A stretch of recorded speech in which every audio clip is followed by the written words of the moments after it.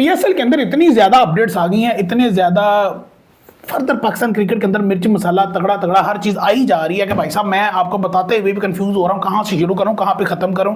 क्योंकि इस्लामाबाद यूनाइटेड ने भी अपने कोचेज़ का अनाउंसमेंट कर दिया और लुक रोंकी जो कि बुजारहाना अंदाज से खेलते रहे न्यूजीलैंड की जानब से और इस्लामाबाद यूनाइटेड की तरफ से भी उन्होंने बहुत अच्छा परफॉर्म किया हुआ है, उनको उन्होंने कर दिया है हेड कोच अनाउंस। और जैकब ओरम वो भी न्यूजीलैंड से हैं, उनको असिस्टेंट कोच के तौर पर अनाउंस कर दिया गया।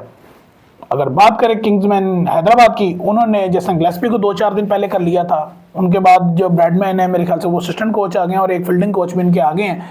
तो हैदराबाद ने भी अपने जो है ना कोचेज अनाउंस कर दिए हैं। उसके बाद अगर बात करें सियालकोट की, सियालकोट स्टैलियंस की, उन्होंने टिम पेन जो कि फॉर्मर टेस्ट कैप्टन हैं ऑस्ट्रेलिया के, उनको जो है ना वो हेड कोच अनाउंस कर दिया है। तो भैया इतनी ज़्यादा चीज़ें कोचेज़ में भी आ गई हैं, तो बाकी का मामला जो है ना वो और भी आता जा रहा है कि 200 करोड़ में मिनिमम जो बेस प्राइस है मुल्तान सुल्तान की उनको बेचने का जो है ना वो सिलसिला सामने आ रहा है। और उसके अलावा एक खबर ये भी उड़ती उड़ती आ रही है कि अली तरीन दोबारा से इंटरेस्ट दिखा रहे हैं मुल्तान सुल्तान को परचेज करने का।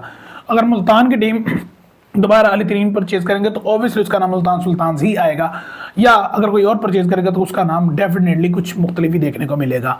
उसके बाद प्लाटिनियम कैटेगरी में भी जो है ना वो लोग अपग्रेड हो गए हैं, काफ़ी ज़्यादा जो है ना मुश्किलात का शिकार हो गई हैं टीम्स पूरी, क्योंकि बाबर आजम सहमी वो भी प्लाटिनियम है, तो एक बंदा रिटेन हो सकता है, उससे ज़्यादा नहीं हो सकता प्लाटिनियम कैटेगरी से।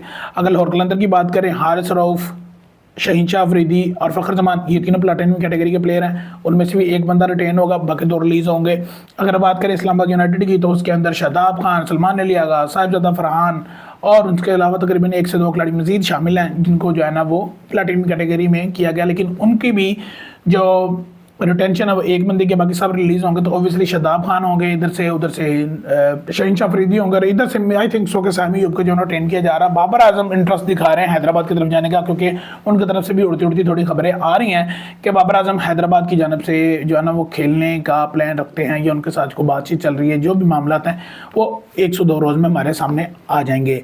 जो ऑक्शन की डेट है वो 11 फरवरी आ गई थी। उसके अलावा जो मेजर चीज़ें हुई वो ये हुई कि पीसीबी बहुत ज़्यादा क्यूरियोसिटी बनाई हुई है कि जितना ज़्यादा एंगेजमेंट बनाने के लिए, चीज़ों को एंगेज करने के लिए, पीएसएल को प्रमोट करने के लिए, पाकिस्तान क्रिकेट को प्रमोट करने के लिए जो इमर्जिंग कैटेगरी है, जो सिल्वर कैटेगरी है, उसके बाद जो डायमंड कैटेगरी, उनको भी उसमें प्रमोट किया गया खिलाड़ियों को। इमर्जिंग कैटेगरी से भी लोगों को जो है ना पिक किया जाएगा, उसकी भी जो है ना वो उन्होंने मुकम्मल एसओपीज़ दे दी हैं। जो यंग टैलेंट है, समीर मनास हो गया, और उसके अलावा जितने भी फरहान यूसुफ हैं या सुबहान है, और उसके बाद जितने भी हमारे दिगर अंडर 19 के खिलाड़ी हैं जो अभी तक पीएसएल नहीं खेले, उनके लिए बड़ा सुनहरी मौका है। उनको अच्छे पैसों में पिक किया जा सकता है। सिल्वर कैटेगरी के खिलाड़ियों को बड़े अच्छे मौके में मिल सकते हैं। लेकिन इस सारे सुनहरिया के अंदर ना बड़ी हलचल मचेगी जब ऑक्शन आएगी, नई टीमों की रिटेंशन, नई टीमों के लिए जो डायरेक्ट साइनिंग होगी, बाहर से जो खिलाड़ी आएंगे वो भी एक जो है ना प्रॉपर तगड़ा जो है ना वो प्लान बना के आएंगे, प्रॉपर जो है ना चीज़ें होंगी। और इसके अलावा जो एक चीज़ और आई कि ग्लेन मैक्सवेल का सुनने में आ रहा था कि ग्लेन मैक्सवेल जो है पीएसएल में आ रहे हैं, लेकिन उन्होंने दस्तूरदारी कर ली कि भाई साहब मेरी जो पर्सनल कमिटमेंट्स हैं, that's why I am not going to PSL and I am not going to any other league. और एनी अदर लीग का मसलन मतलब यही है कि आईपीएल को उन्होंने पहले खैरबाद कह दिया था, और पीएसएल से के सामने भी उन्होंने हाथ जोड़ लिया कि भाई साहब मैं तो नहीं आ सकता। तो इंग्लैंड के बोर्ड से बातचीत चल रही थी, पाकिस्तान क्रिकेट बोर्ड की, कि आप जो है ना जो अवेलेबल खिलाड़ी हैं आपकी, उन्हें जो है ना आप एनओसी दें ताकि वो पीएसएल खेल सके, हम उन्हें डायरेक्ट साइनिंग कर सके। इस तरह की चीज़ें वो करने की सोच रहे हैं और वो करने जा रहे हैं। हैदराबाद के जो मालिक हैं उन्होंने भी एक बड़ी अच्छी स्टेटमेंट दी कि मेरा जो प्रॉपर जो अभी मेन कंसर्न है वो पीएसएल के ऊपर है। मैं बाकी सारी चीज़ें जो है ना वो इधर उधर जो है ना वो भटकी हुई हैं और वो भटकी रहेंगी जब तक पीएसएल के सारे मामला मेरे सॉर्ट आउट नहीं हो जाते।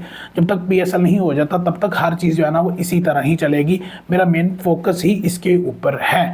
तो भैया ये थे कुछ मेन पॉइंट्स, जो मेजर पॉइंट्स जो हमने आपके सामने रखे।